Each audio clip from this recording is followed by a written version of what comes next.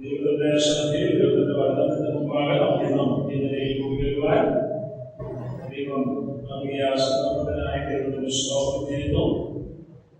പത്രോസ് ഒന്നാം ലേഖനം 3-ാം അധ്യായത്തിന്റെ 18 മുതൽ അവസാനം വരെയുള്ള വാക്യങ്ങളായിരുന്നു കഴിഞ്ഞ ആഴ്ചയിലെ ക്ലാസ്സിൽ നാം ശ്രദ്ധിച്ചത്. ഇന്ന് 1 പത്രോസ് 4-ാം അധ്യായത്തിന്റെ ആദ്യത്തെ 6 വാക്യങ്ങൾ നമുക്ക് വായിക്കാം. ക്രിസ്തു ജഡത്തിൽ കഷ്ടം അനുഭവിച്ചതുകൊണ്ട് നിങ്ങൾ ആ ഭാവം തന്നെ ആയുധമായി നിരത്തി.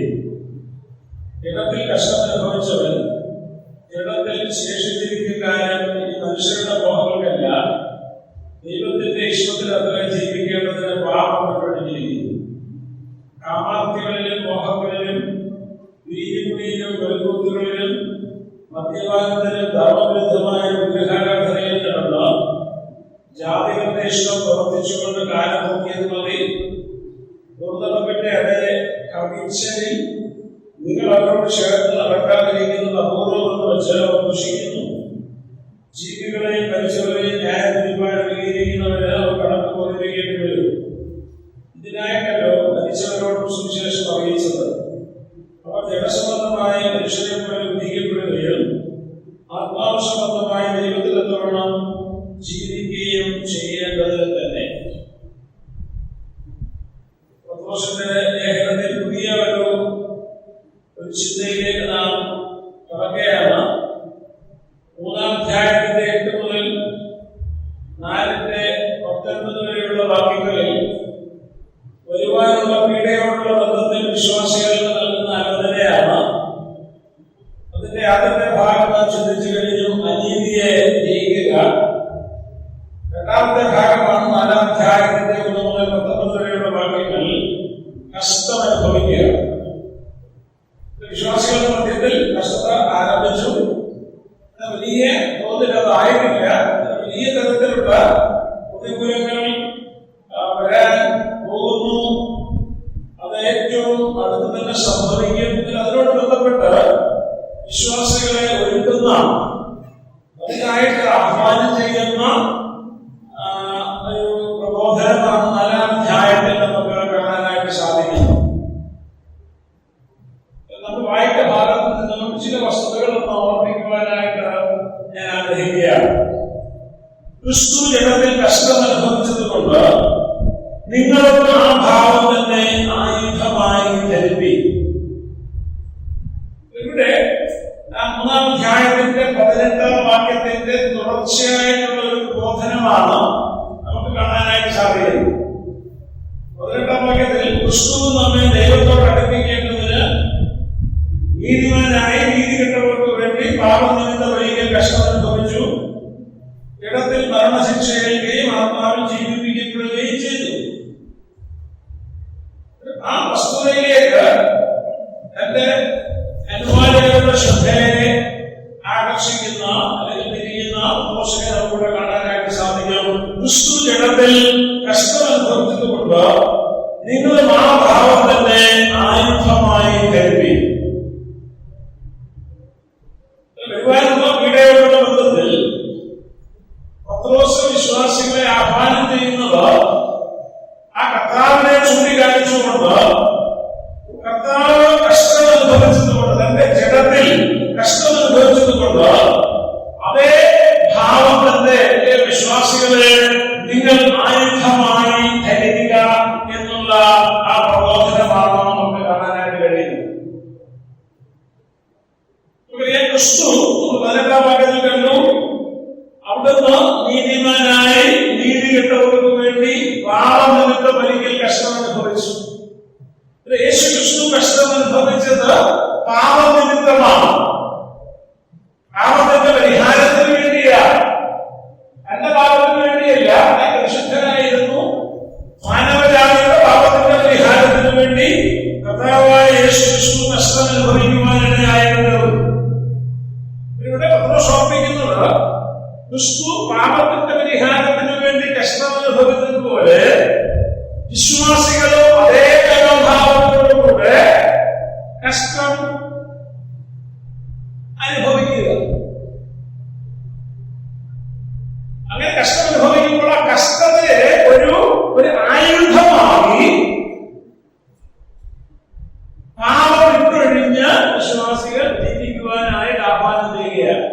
ക്രിസ്തുവിന്റെ മരണം അല്ലെങ്കിൽ ക്രിസ്തുവിന്റെ കഷ്ടത പാപത്തിന്റെ പരിഹാരത്തിന് വേണ്ടിയായിരുന്നപ്പോൾ, പാപനിമിത്തമായിരുന്നപ്പോൾ വിശ്വാസികൾ കൊടുക്കുന്ന ആലോചന, അതേ വിശ്വാസികളെ ക്രിസ്തു കഷ്ടം അനുഭവിച്ചതുപോലെ ആ മനോഭാവത്തോടുകൂടെ കഷ്ടത ഒരു ആയുധമാക്കിക്കൊണ്ട് നിങ്ങൾ പാപത്തെ വിട്ടൊഴിയുക,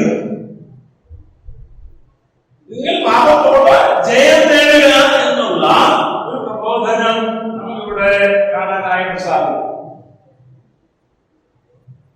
ഇവിടെ ആ ഭാവം തന്നെ ആയുധമായി ധരിക്കുക. പുതിയ നിയമത്തിൽ ഈ ഒരൊറ്റ ഭാഗത്ത് മാത്രം ഉപയോഗിച്ചിരിക്കുന്ന ഒരു പ്രയോഗമാണ് ആയുധമായി ധരിക്കുക. ആയുധമാണെന്നുള്ളതിലെ പല പദങ്ങൾ പുതിയ നിയമത്തിൽ ഉപയോഗിച്ചിട്ടുണ്ടെങ്കിൽ ഇവിടെ ഉപയോഗിച്ചിരിക്കുന്ന പദം അത് ഈ ഭാഗത്ത് മാത്രമേ നമുക്ക് പുതിയ നിയമത്തിൽ കാണാനായിട്ട് സാധിക്കുകയുള്ളൂ. എഫേസ്യ ലേഖനം 6-ാം അധ്യായത്തിൽ ചോദിക്കുമ്പോൾ, എഫേസ്യ ലേഖനം 6-ാം അധ്യായത്തിൽ അവിടെ സർവായുധവർഗം ധരിക്കുവാനുള്ള ആഹ്വാനം നൽകുമ്പോൾ ആയുധങ്ങളെ കുറിച്ചൊക്കെ പറയുന്നു. ഏതാണ്ട് അതിന് സമാനമായ ഒരു ചിന്തയാണ് പത്രോസ് വിശ്വാസികൾക്ക് നൽകുന്നത്. ക്രിസ്തുവിന്റെ അതേ ആ ഭാവം, ആ ഭാവത്തോടുള്ള കർത്താവായ യേശു ക്രിസ്തുവിന്റെ അതേ ഭാവം നിങ്ങൾ ആയുധമായി ധരിക്കുക. ഒരു പടയാളിക്ക് ശത്രുവിനോടെന്ന പോലെയുള്ള മനോഭാവം, ഒരു പടയാളി സർവായുധം ധരിച്ചുകൊണ്ട് യുദ്ധത്തിനായി അണിനിരക്കുമ്പോൾ ആ പടയാളികൾക്ക് ശത്രു സൈന്യത്തിലെ ഒരു പടയാളിയോടെന്ന പോലെയുള്ള മനോഭാവം ഒരു രക്ഷിക്കപ്പെട്ട ദൈവവൈദ്യന് പാപത്തോടുണ്ടായിരിക്കണം എന്നുള്ളത് വിശ്വാസികളെ ഓർമ്മിക്കും. ഇന്നത്തെ കാലം നോക്കിക്കഴിഞ്ഞാൽ പണ്ട് കാലത്ത് വേർപെട്ട പിതാക്കന്മാർ മുന്നോട്ട് കടന്നു വന്നപ്പോൾ വളരെ വ്യക്തമായ ബോധ്യം അവർക്കുണ്ടായിരുന്നു. വിശ്വാസത്തിലേക്ക് വന്ന നാളുകളിൽ വേർപെടേണ്ട കാര്യങ്ങളെ കുറിച്ച് വ്യക്തമായ കാഴ്ചപ്പാട് അന്നത്തെ വിശ്വാസികൾക്കുണ്ടായിരുന്നു. അതുകൊണ്ടാണ് നമുക്ക് വായിക്കുന്നത്, വിശ്വാസത്തിലേക്ക് വന്ന പിതാക്കന്മാർ അവര് കച്ചവടക്കാരായിരുന്നെങ്കിൽ നമ്മുടെ അങ്കമാലി ഭാഗത്തൊക്കെ ചെന്ന് കഴിഞ്ഞാൽ അങ്കമാലിയിലെ പ്രധാന വ്യാപാരികൾ വ്യവസായികളൊക്കെ പ്രധാനക്കാരാണ്.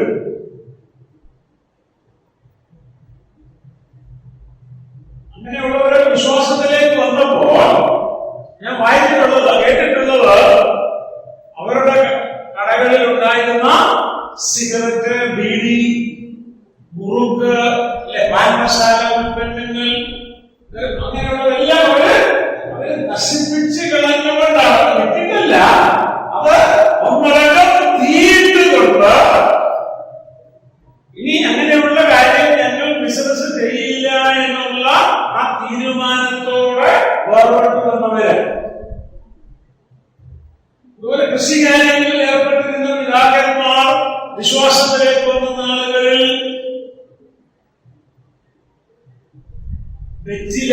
വെച്ചിലപ്പൊടി ഏക്കർ കണക്കിന് സ്ഥലത്താണ് വെച്ചില കൃഷി ചെയ്യുന്നത്. അതുപോലെ തന്നെ കമുക്, അടയ്ക്കാമരം, പാട്ട് മുറുക്കുന്നതിനുള്ള പാട്ട് ഉത്പാദിപ്പിക്കുന്ന അടയ്ക്കാമരം അല്ലെങ്കിൽ കമുക് ഏക്കർ കണക്കിന് സ്ഥലങ്ങളിൽ കൃഷി ചെയ്തിരുന്നു. അങ്ങനെയുള്ളവരെ വെട്ടി നശിപ്പിച്ചിട്ട് മറ്റ് ഒരു വിശ്വാസിക്ക് യോഗ്യമായ കാർഷിക വൃത്തിയിലേക്ക് തിരിഞ്ഞവരാണ് പിതാക്കന്മാർ. വിശ്വാസത്തിലേക്ക് വന്നപ്പോൾ അതുപോലെ സിനിമയ്ക്ക് വേണ്ടി അല്ലെങ്കിൽ ലോകത്തിന് വേണ്ടി, ഗാനമേളയ്ക്ക് വേണ്ടി പാട്ട് പാടിയ സഹോദരീ സഹോദരന്മാര് അത് നിർത്തിയിട്ട് കർത്താവിന് വേണ്ടി മാത്രമേ അവർ പാടിയിട്ടുള്ളൂ. അന്നത്തെ തലമുറയ്ക്ക് വ്യക്തമായ ഒരു ബോധ്യം, കാഴ്ചപ്പാട്, നാം എങ്ങനെ ജീവിക്കുന്ന ഒരു വിശ്വാസിക്ക് എന്തൊക്കെ യോഗ്യമാണ്, യോഗ്യമല്ല എന്നുള്ള ആ കാഴ്ചപ്പാടുണ്ടായിരുന്നു. ഇന്ന് പണ്ട് വേണ്ടാന്ന് വെച്ച പല കാര്യങ്ങളും ഇന്ന്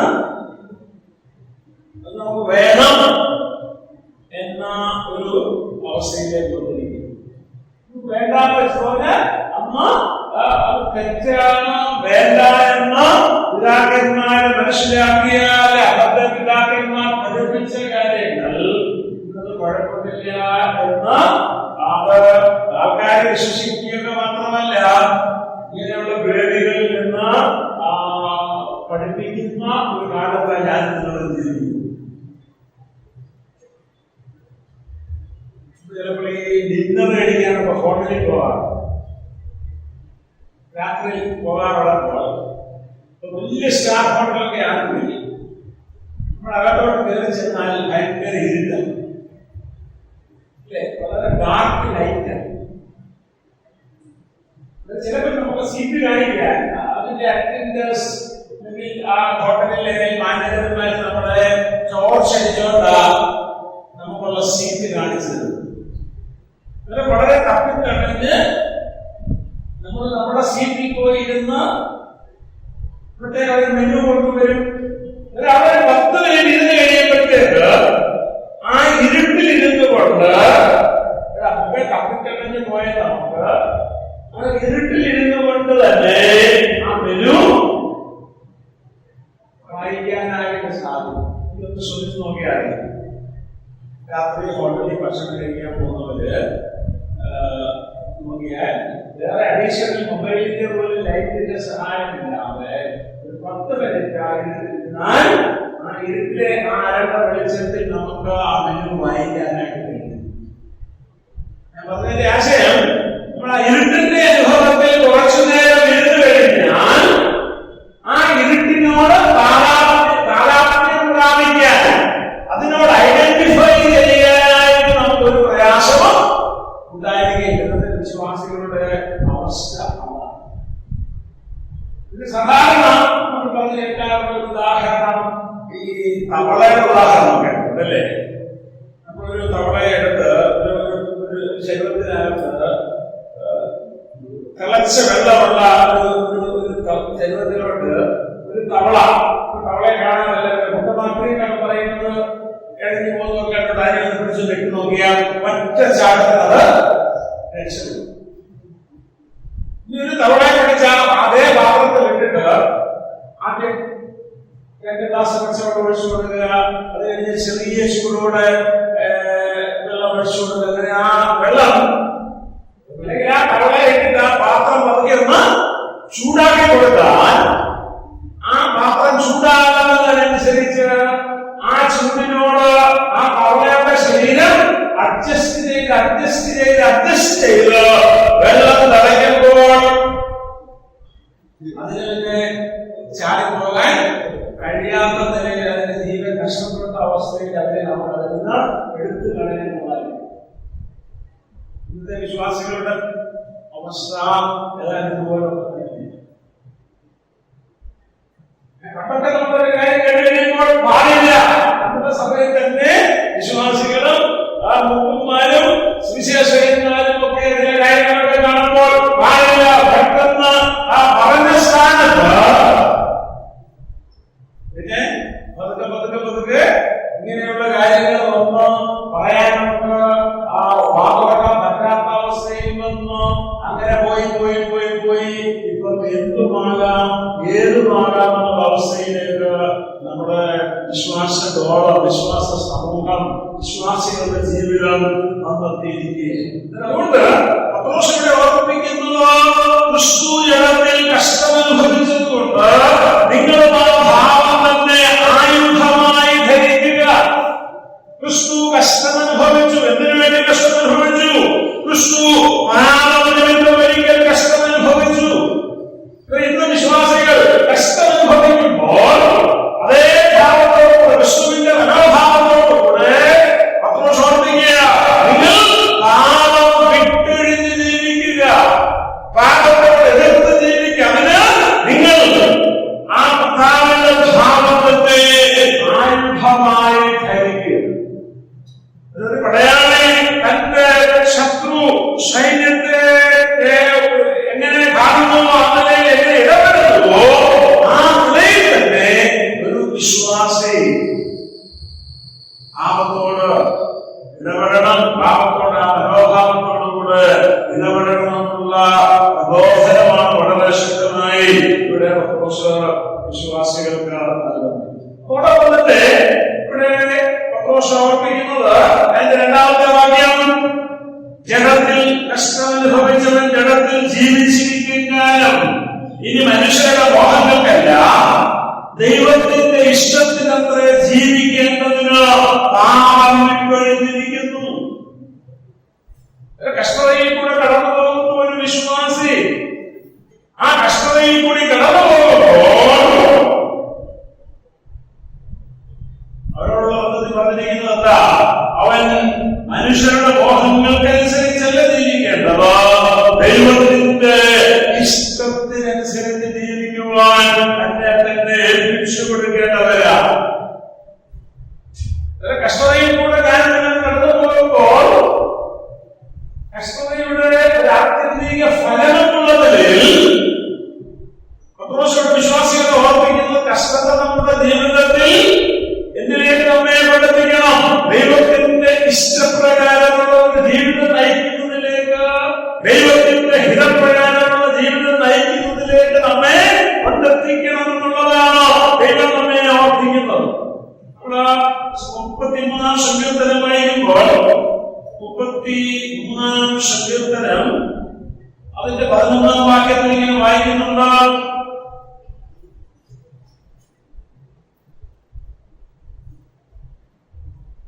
യഹോവയുടെ ആലോചന ശാശ്വതമായും അവന്റെ ഹൃദയ വിചാരങ്ങൾ തലമുറ തലമുറയായും നിൽക്കുന്നു. യഹോവയുടെ ആലോചന ശാശ്വതമായും അവന്റെ ഹൃദയ വിചാരങ്ങൾ തലമുറ തലമുറയായി നിൽക്കുന്നു. ഈ സങ്കീർത്തനം കവിതകളാണ് നമുക്കറിയാം. ഞാൻ നേരത്തെ ഓർമ്മിച്ചിട്ടുണ്ട്, സങ്കീർത്തനങ്ങളുടെ ഒരു പ്രത്യേകത എന്ന് പറയുന്നത് അത് പാരലലിസമുണ്ട്, സമാന്തരികത്വമുണ്ട്. ഇവിടെ ഉപയോഗിച്ചിരിക്കുന്ന സമാന്തരികത്വം എന്ന് പറയുന്ന സിനോണിമസ് പാരലലിസമാണ്. ഒരു വലിയൊരു ആശയം പറഞ്ഞിട്ട് അതേ കാര്യം തന്നെ അതിന് പര്യായ പദം ഉപയോഗിച്ച് അടുത്ത വരി റിപ്പീറ്റ് ചെയ്തിരിക്കുന്നു. യഹോവയുടെ ആലോചന ശാശ്വതമായിരിക്കുന്നു എന്ന് പറയാൻ അവന്റെ ഹൃദയ വിചാരങ്ങൾ തലമുറ തലമുറയായും നിൽക്കുന്നത്. രണ്ടും ഒരു കാര്യം തന്നെയാണ്. യഹോവയുടെ ആലോചന അല്ലെങ്കിൽ ദൈവത്തിന്റെ ഹിതം എന്ന് പറയുന്നത് ദൈവത്തിന്റെ ഹൃദയ വിചാരങ്ങളാണ്. ദൈവപൈതൽ അവരുടെ ജീവിതത്തിൽ ഞാൻ നമ്മുടെ സമൂഹത്തിലായിരിക്കുമ്പോൾ ദൈവത്തിന്റെ ഇഷ്ടപ്രകാരം ജീവിക്കണമെന്ന് പറയുമ്പോൾ ആ ദൈവത്തിന്റെ ഇഷ്ടം അല്ലെങ്കിൽ ദൈവത്തിന്റെ ആലോചന എന്ന് പറയുന്നത് ദൈവത്തിന്റെ ഹൃദയത്തിന്റെ വിചാരങ്ങളാണ്. എന്ന് പറഞ്ഞാൽ ദൈവത്തെ ഞാൻ നിങ്ങൾ അങ്ങനെ ആയിരിക്കണമെന്നുള്ള നമ്മെ കുറിച്ചുള്ള ദൈവത്തിന്റെ ഹൃദയത്തിന്റെ വിചാരങ്ങൾ, അല്ലെങ്കിൽ വേറെ രീതിയിൽ പറഞ്ഞാൽ നമ്മോടുള്ള സ്നേഹത്തിന്റെ പ്രദർശനമാണ്. ദൈവം നമ്മെ സ്നേഹിക്കുന്ന മഹാസ്നേഹനിമിത്തം നമ്മുടെ ഏറ്റവും നല്ലതിനു വേണ്ടി, നമ്മുടെ ഏറ്റവും നന്മയ്ക്ക് വേണ്ടി, നമ്മുടെ ഏറ്റവും വലിയ ആ ആത്മീയ ഉന്നമനത്തിന് വേണ്ടി ദൈവം വെച്ചിരിക്കുന്ന പ്രബോധനങ്ങളാണ് ദൈവത്തിന്റെ വചനത്തിലെ ദൈവത്തിന്റെ ആലോചന. ദൈവത്തെ കുറിച്ച് ആഗ്രഹിക്കുന്നത്, പ്രത്യേകിച്ച് കഷ്ടതയിൽ കൂടെ കടന്നു പോകുന്ന വിശ്വാസികളെ കുറിച്ച് ആലോചിക്കുന്നത്, അവരിനി മനുഷ്യരുടെ മോഹങ്ങൾക്കനുസരിച്ചല്ല ജീവിക്കേണ്ടത്, ദൈവത്തിന്റെ ഇഷ്ടത്തിനത്രേ അവർ ജീവിക്കേണ്ടത്. നമ്മുടെ ജീവിതത്തിലേക്ക് നമുക്കൊന്ന് ബന്ധിച്ച് നോക്കുവാൻ ദൈവം നമ്മെ സഹായിക്കട്ടെ. ഞാൻ നിങ്ങളും ജീവിക്കുമ്പോൾ ദൈവത്തിന്റെ ആ ഹൃദയത്തിന്റെ ഇഷ്ടത്തിനനുസരിച്ചുള്ള ജീവിതമാണോ നാം നയിക്കുന്നതോ, മറിച്ച് ഇവിടെ പറഞ്ഞിരിക്കുന്നത് പോലെ മനുഷ്യരുടെ മോഹങ്ങൾക്കനുസരിച്ചുള്ള ഒരു ജീവിതമാണോ? ഇവിടെ ആഗ്രഹം എന്താ? ഞാൻ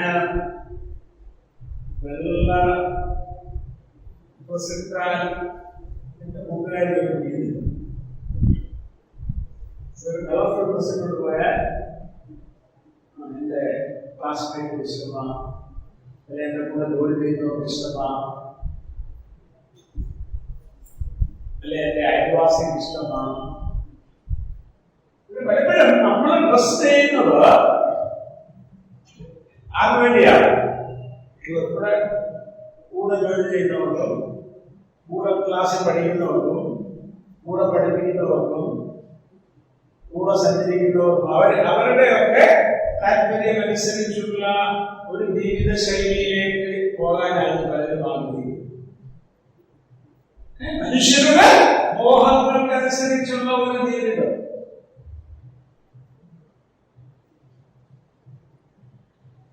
ആ സ്ഥാനത്ത് ചിന്തിച്ചു നോക്കുക.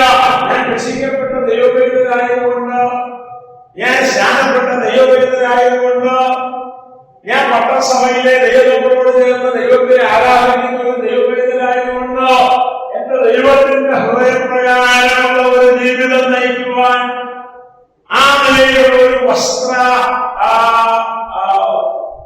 വസ്ത്രം ധരിച്ചുകൊണ്ട് യാത്ര ചെയ്യുവാൻ, അല്ലെങ്കിൽ ആ നിലയിലുള്ള ആ ഒരു സംസാര ശൈലി ഏർപ്പെടുവാൻ എനിക്ക് ഉത്തരവാദിത്തമുണ്ട് എന്ന് ചിന്തിക്കുമോ? നമ്മള്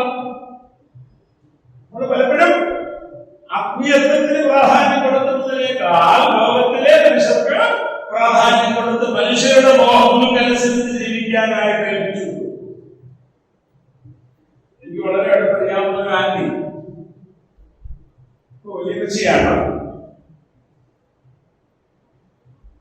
80 വയസ്സൊക്കെയുണ്ട്. ആന്റി എന്നോട് പറഞ്ഞത്, ഒരു 5-6 പെൺമക്കളും ഒരാളുമേലുള്ള കുടുംബം. ആളെ ഏറ്റവും ഇളയതാണ്. അമ്മച്ചി ബൈബിൾ ക്ലാസ്സൊക്കെ എടുക്കുന്ന സഹോദരിമാരുടെ മീറ്റിംഗ് നടത്തുന്ന ഒരു പ്രധാനപ്പെട്ട കാര്യം. ആന്റി എന്നോട് പറഞ്ഞു, എനിക്ക് സ്കൂളിലൊക്കെ പഠിക്കുമ്പോൾ കളർഫുൾ ഡ്രസ് ഇട്ടുകൊണ്ടുള്ള വളരെ ആഗ്രഹമാണ്. പക്ഷെ അമ്മച്ചി സമ്പാദിക്കത്തില്ല. വെള്ളയിട്ട് കോളേജിൽ കിടക്കുന്നു. ഡിഗ്രിക്ക് പഠിക്കുന്ന സമയം, പഴയ +2-ന്റെ അന്ന് ഡിഗ്രി എന്ന് പറഞ്ഞാണ് പറയുന്നത്. എന്നോട് പറഞ്ഞത്, ഞാൻ സ്കൂളിൽ പോകുമ്പോ അമ്മ തരുന്ന വേഷം അനുസരിച്ച് വീട്ടിൽ നിന്ന് ഇറങ്ങാം. ഒരു 2-3 കിലോമീറ്റർ സഞ്ചരിച്ചിട്ട് വേണം റോഡിൽ ചെന്ന് ബസ് കയറി പോകാൻ. ആ പോകുന്ന വഴിക്ക് കാറ് പോലുള്ള ഒരു സ്ഥലമുണ്ട്. അവിടെ ചെന്ന് കയറി ഇറങ്ങി വരുമ്പോഴത്തേക്ക് എന്റെ ആ വെള്ള ഡ്രസ്സൊക്കെ മാറി കളർഫുൾ ഡ്രസ്സിലാണ് ഞാൻ കോളേജിൽ പോകുന്നു. തിരിച്ചു വരുമ്പോഴും അതുപോലെ അതിൽ കയറി ഇറങ്ങി വരുമ്പോഴത്തേക്ക് തനി വെള്ളം പുറത്തുകാരിയായ വീട്ടിൽ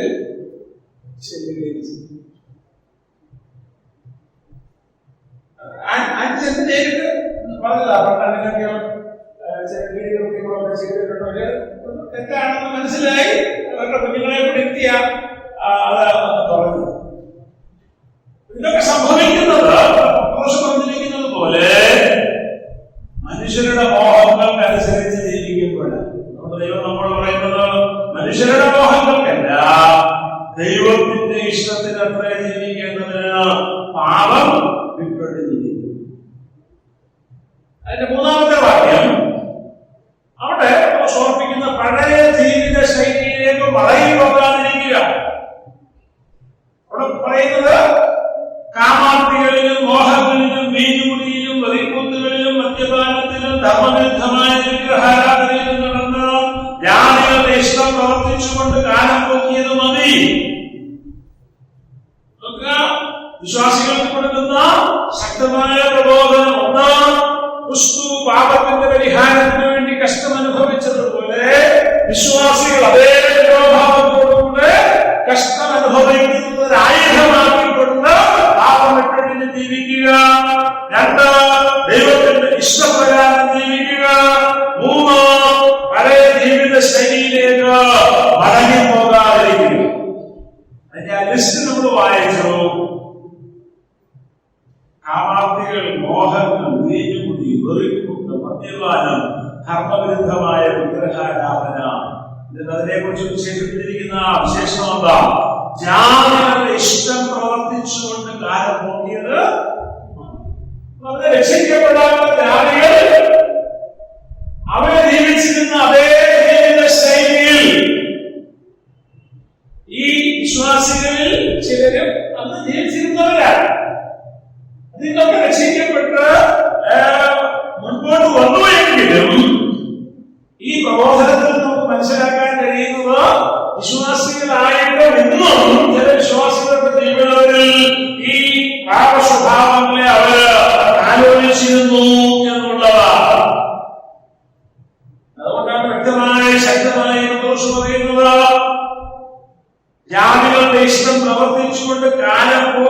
മതി. വളരെ ശക്തമായ ഒരു തർജ്ജനം പത്രോസിന്റെ വിശ്വാസികൾക്ക് നൽകുകയാണ്. നമ്മുടെ പഴയ ജീവിത ശൈലിയിലേക്ക് മടങ്ങിപ്പോകുന്ന ആ പ്രവണത നമ്മുടെ ജീവിതത്തിലുണ്ടെങ്കിൽ തീർച്ചയായിട്ടും ദൈവശക്തിയിൽ ഏറ്റുപറഞ്ഞുകൊണ്ട് മാനസാന്തരത്തിന്റെ അനുഭവത്തിൽ ജീവിക്കുവാൻ ദൈവം നമ്മെ കുറിച്ച് മാറ്റി.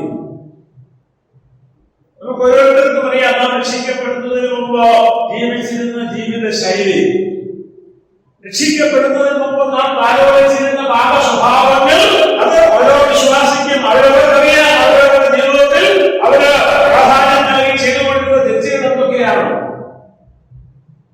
വിശ്വാസത്തിൽ നിന്ന് ആദ്യം നാളുകളിലൊക്കെ നേരത്തെ പറഞ്ഞ് മാനസാന്തരത്തിന്റെ അനുഭവത്തിൽ ജീവിച്ചിരുന്നവരാ.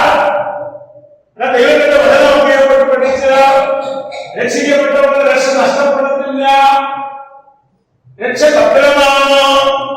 ഈ വചനത്തിന്റെ ഉപദേശങ്ങളൊക്കെ മനസ്സിലാക്കി കഴിയുമ്പോൾ ചില പ്രവർത്തകരാണെങ്കിലും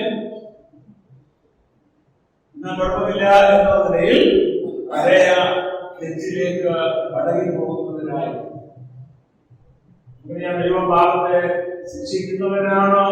വിശ്വാസി പാപം ചെയ്താൽ, വീട്ടിൽ ജനിച്ചവൻ ദൈവത്തെ പാപം ചെയ്താൽ ആ പാപത്തിന്റെ ശിക്ഷ ഇവിടെ തീർച്ചയായിട്ടും ഉണ്ട് എന്നുള്ളത് നമ്മൾ പല തവണ ഇവിടെ ചിന്തിച്ചതാണ്. ആ നിലയിൽ നമ്മൾ ലൈസൻസായിട്ട് പാപം ചെയ്യാനായിട്ട് പാടില്ല. അങ്ങനെയുള്ള കുറവുകൾ നമ്മുടെ ജീവിതത്തിലുണ്ടെങ്കിൽ, അങ്ങനെയുള്ള തെറ്റുകൾ, അങ്ങനെയുള്ള പാപങ്ങളെ നാം ആലോചിക്കുന്നുവെങ്കിൽ നമ്മുടെ കുറവുകളെ ചുവന്ന് മാനസാന്തരത്തിന്റെ അനുഭവത്തിൽ നമുക്ക് ജീവിക്കുവാൻ ദൈവം നമ്മെ സഹായിക്കും. അതിന് നാലാം വാക്യം, പുതിയ ജീവിത ശൈലിയിൽ നാം ജീവിക്കുമ്പോൾ ഒരുപക്ഷെ പഴയ സ്നേഹിതർ നമ്മെ ദുഷിച്ചു എന്ന് വരും. നാലാം വാക്യം, ദുർനടപ്പിന്റെ അതേ കപ്പിച്ചിൽ നിങ്ങൾ അവരോട് ചേർന്ന് നടക്കാതിരിക്കുന്നത് അപൂർവം എന്ന് വെച്ച് അവർ ദുഷിക്കുന്നു. വിശ്വാസികൾ പഴയ ജീവിത ശൈലിയിൽ ജീവിച്ചിരുന്നവര് ആ ശൈലി വിട്ട് പുതിയ ജീവിത ശൈലിയിലേക്ക് കടന്നു വരുമ്പോൾ അവരോടൊപ്പം പണ്ട് നടന്നിരുന്നവരെപ്പെട്ടവർ ഇവരുടെ ജീവിതത്തിൽ വന്ന മാറ്റങ്ങൾ കണ്ടിട്ട് അവരോട് ചേരുന്നില്ല, അവരോടുകൂടെ കണ്ട് ഏർപ്പെട്ടിരുന്ന തെറ്റുകളിൽ ഏർപ്പെടുന്നില്ല എന്ന് കണ്ടിട്ട് അവര് ഈ പണ്ട് അവരുടെ സ്നേഹിതരായിരുന്നവരെ ദുഷിക്കുന്ന അവസ്ഥ നമുക്ക് കാണാനായിട്ട് സാധിക്കും. നമ്മുടെയൊക്കെ ജീവിതത്തിൽ നമ്മുടെ സ്നേഹിതരിൽ നിന്ന് ഒരുപക്ഷെ നാമം അനുഭവിച്ച് കാണാനുള്ള സാധ്യതയുണ്ട്.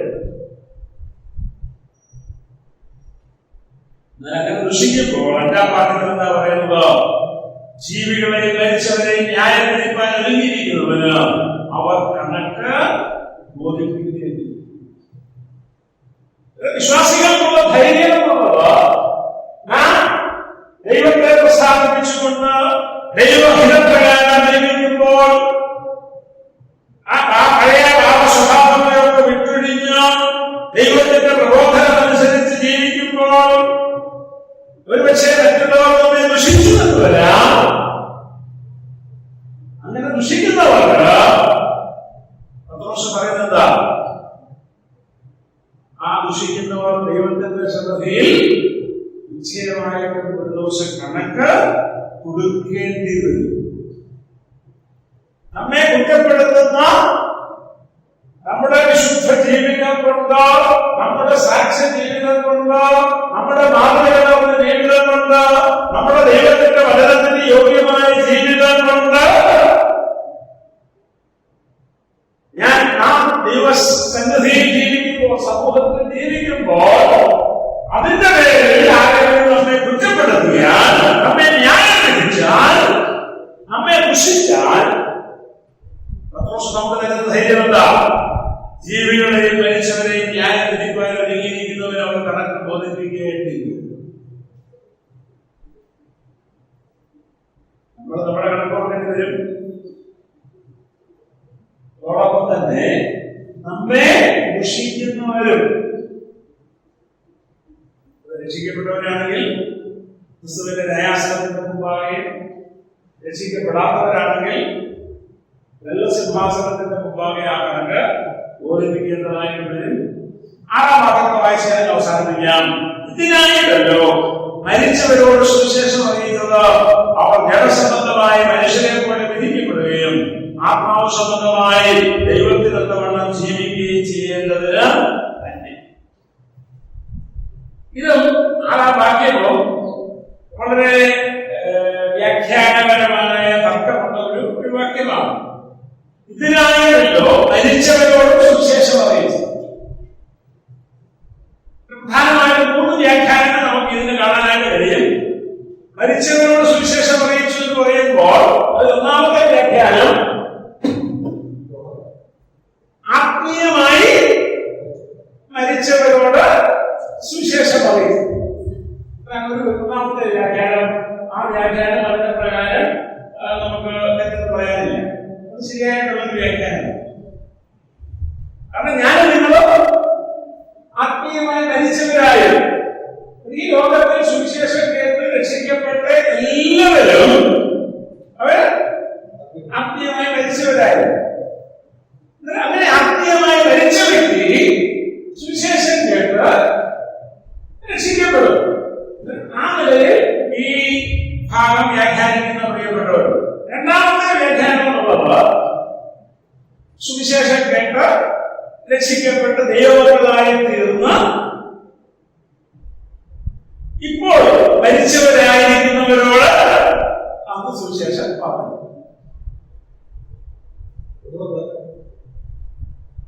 ഈ പത്രോസിന്റെ ലേഖനത്തിൽ അനുവാചകർക്ക് പരിചയമുള്ള അന്നത്തെ സമൂഹത്തിൽ സുവിശേഷം കേട്ട് രക്ഷിക്കപ്പെട്ട് ദൈവമക്കളായി ജീവിച്ചിരുന്ന ചില ദൈവമക്കൾ, അവര് അന്നത്തെ സമൂഹത്താൽ ദുഷിക്കപ്പെടാനിടയായിരുന്നു. അവരുടെ വിശ്വാസത്തിനിട്ട് അവര് കർത്താവിന് വേണ്ടി നിലകൊണ്ടതുകൊണ്ട് അന്നത്തെ ജാതികൾ അവരെ ദുഷിച്ചു, കുറ്റപ്പെടുത്തി, അവര് മരിച്ചു. ആ മരിച്ചവരോട് സുവിശേഷം പറഞ്ഞ കാര്യമാണ് സുവിശേഷം കേട്ട് രക്ഷിക്കപ്പെട്ട് അതിനുശേഷം ദുഷിക്കപ്പെട്ട് മരിച്ചവരോട് സുവിശേഷം പറഞ്ഞത് എന്നുള്ളതാണ് 2-ാമത്തെ വ്യാഖ്യാനം. 1-ാമത്തെ വ്യാഖ്യാനം ആത്മീയമായി മരിച്ചവരോട് സുവിശേഷം പറഞ്ഞ കാര്യം. അത് ഏത് തലമുറയിലും അത് ബാധകമാണ്. 2-ാമത്തെ വ്യാഖ്യാനം ഇതിന്റെ കോണ്ടെക്സ്റ്റിനോട് ബന്ധപ്പെട്ട ഒരു വ്യാഖ്യാനമാണ്.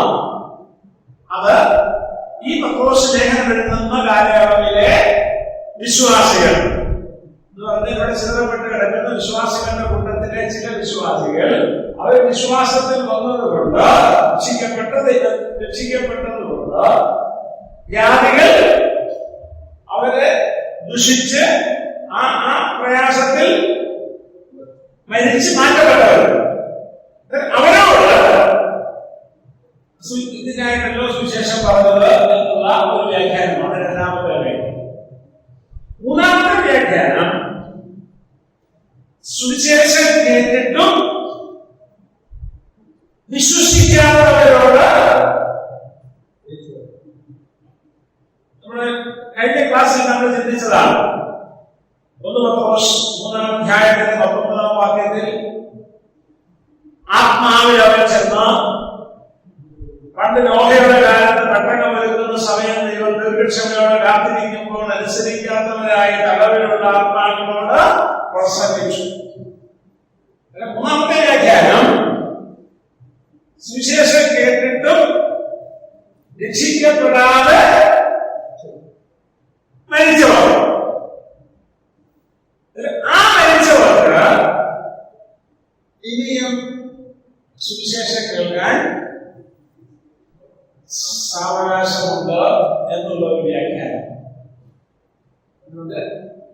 അതിന് തെളിവായിട്ട് ചൂണ്ടിക്കാണിക്കുന്ന വാക്യം നമ്മൾ കഴിഞ്ഞ ആഴ്ച ചിന്തിച്ച വാക്യമാണ്. ഏതാ? 3-ാം അധ്യായത്തിന്റെ 19-ാമത്തെ. അത് എന്തുകൊണ്ട് നമുക്കത് സ്വീകരിക്കാൻ കഴിയില്ല എന്നുള്ളത് ഞാൻ കഴിഞ്ഞ ആഴ്ച പറഞ്ഞതാണ്. ഒന്ന്, ഒരിക്കൽ മരിക്കുകയും പിന്നെ ന്യായവിധിയും മനുഷ്യർക്ക് നിയമിച്ചിരിക്കുന്നു. മരണശേഷം ന്യായവിധി. വിശ്വാസിക്കാണെങ്കിലും അവിശ്വാസിക്കാണെങ്കിലും. വിശ്വാസികളുടെ ബന്ധത്തിൽ അവരവൻ ശരീരത്തിൽ ഇരിക്കുമ്പോൾ ചെയ്തത് നല്ലതാകലും തീയതാകലും നമ്മുടെ പ്രവൃത്തികൾക്കനുസരിച്ച് പ്രതിഫലത്തിന് വേണ്ടി കണക്ക് കൊടുക്കേണ്ടി വരും. അവിശ്വാസികളെ സംബന്ധിച്ച് വെള്ളസിംഹാസനത്തിന് മുമ്പാകെ നിൽക്കുമ്പോൾ നമ്മുടെ പ്രവൃത്തികൾക്ക് അടുത്ത ന്യായവിധി ഉണ്ടാകുമെന്നുള്ളത് നമ്മൾ വിശദമായി കഴിഞ്ഞ ആഴ്ച ചിന്തിച്ചതാണ്. പിന്നെ ധനവാന്റെയും ലാസറിന്റെയും വൃത്താന്തം യേശുക്രിസ്തുവിന്റെ വാക്കുകളിൽ നിന്ന് നമ്മുടെ കഴിഞ്ഞ ആഴ്ച ചിന്തിച്ചതാണ്. മരണശേഷം യാതനാ സ്ഥലത്ത് നിന്ന് അബ്രഹാം പിതാവിന്റെ പടിയിലേക്ക് പോകാൻ സാധ്യമല്ല എന്ന് യേശുക്രിസ്തു തന്നെ വ്യക്തമാക്കിയത് നമ്മൾ ചിന്തിച്ചതാണ്. അതുകൊണ്ട് നമുക്ക് മൂന്നാമത്തെ വ്യാഖ്യാനം സ്വീകരിക്കാനായിട്ട് കഴിയില്ല. വേദപണ്ഡിതന്മാർ പറയുന്നത് ഈ രണ്ടാമത്തെ വ്യാഖ്യാനം പത്രോസിന്റെ ലേഖനത്തിന്റെ പശ്ചാത്തലത്തിൽ അന്നത്തെ വിശ്വാസികളിൽ ആ കാലയളവിൽ അവിശ്വാസികളെ ദുഷിക്കപ്പെട്ട് മരിച്ച ആ കോണ്ടെക്സ്റ്റിലാണ് ഇത് പറഞ്ഞിരിക്കുന്നത് എന്നാണ് പല വേദപണ്ഡിതന്മാരും ചൂണ്ടിക്കാണിക്കുന്നത്. ഈ കോണ്ടെക്സ്റ്റ് അത് വ്യക്തമാക്കുന്നു. ഭാഗ്യം അവർ ജഡസംബന്ധമായ മനുഷ്യരെ പോലെ വിധിക്കപ്പെടുകയും ആത്മാവ് സംബന്ധമായ ദൈവത്തിനൊത്തവണ്ണം ജീവിക്കുകയും ചെയ്യേണ്ടതിന് തന്നെ. അവിടെ പറഞ്ഞിരിക്കുന്നത് ഇതിനായി എന്തോ മരിച്ചവരോട് സുവിശേഷം അറിയിച്ചത് അവർ ജഡസംബന്ധമായ മനുഷ്യരെ പോലെ വിധിക്കപ്പെടുകയും ആ മരിച്ചവർ പറഞ്ഞ പത്രോസിന്റെ ലേഖനം എഴുതുന്ന കാലയളവിൽ വ്യാപികളാൽ ദുഷിക്കപ്പെട്ട ആ മരിച്ച ചില പ്രിയപ്പെട്ടവർ അവർ ജഡസംബന്ധമായി മനുഷ്യരെ പോലെ വിധിക്കപ്പെട്ടതല്ല. മനുഷ്യരവരെ വിധിച്ചില്ല, മനുഷ്യരവരെ ദുഷിച്ചില്ല. രണ്ടാമത്തെ ഭാഗം എന്താ? ആത്മാവ് സംബന്ധമായി ദൈവത്തിനൊത്തവണ്ണം ജീവിക്കുകയും ചെയ്യേണ്ടതിന് അത് വിശ്വാസികൾക്ക് ഒരു ധൈര്യമാണ്. കാരണം മറ്റുള്ളവർ ദുഷിക്കുന്ന, മറ്റുള്ളവർ കുറ്റം പറയുന്ന, മറ്റുള്ളവർ വിധിക്കുന്ന, അതിന്റെ മുമ്പിൽ പതറുന്ന ആ വിശ്വാസ സമൂഹത്തിന് ധൈര്യത്തിന്റെ വാക്കുകളാണ് പത്രോസിവിടെ നൽകുന്നത്. ജീവികളെയും മരിച്ചവരെയും ന്യായീകരിക്കാൻ ഒരുങ്ങിയിരിക്കുന്നവർക്ക് ഇങ്ങനെയുള്ള കണക്ക് കൊടുക്കേണ്ടതായിട്ടുള്ളത്. അതുകൊണ്ട് നിങ്ങൾ ധൈര്യപ്പെട്ടുകൊണ്ടോ, നിങ്ങൾ ഒരു പടയാളി ശത്രു സൈന്യത്തെ നശിപ്പിക്കുവാൻ ആഗ്രഹിക്കുന്നു. അതുപോലെ തന്നെ വിശ്വാസികളെ നിങ്ങൾ കഷ്ടത ഒരു ആയുധമാക്കിയിട്ടുണ്ടോ, നിങ്ങളുടെ ഭാവസ്വഭാവത്തെ വിട്ടൊഴിഞ്ഞ് ദൈവത്തിന്റെ ഇഷ്ടപ്രകാരം ജീവിക്കുക, പഴയ ജീവിതശൈലിയിലേക്ക് പടയിലൊള്ളാതിരിക്കുക, ദൈവം ആഗ്രഹിക്കുന്ന ഒരു ജീവിതശൈലി വളർത്തിയെടുക്കുക. അതിനായി ദൈവം നമ്മെ ഓരോരുത്തരെയും സഹായിക്കട്ടെ എന്ന് നാം കേട്ട വചന ഭാഗങ്ങൾ നമ്മുടെ മുഖാന്തരമായി തീരട്ടെ. തുടർന്നുള്ള ദിവസങ്ങളിൽ എന്റെയും മോനെയും പ്രാർത്ഥനയിൽ ഓർക്കണമേ. പ്രാർത്ഥിക്കുന്ന എല്ലാ പ്രിയപ്പെട്ടവർക്ക് കർത്തൃനാമത്തിൽ നന്ദി അറിയിക്കുന്നു. കർത്താവിന്റെ നാമം വാഴ്ത്തപ്പെടും.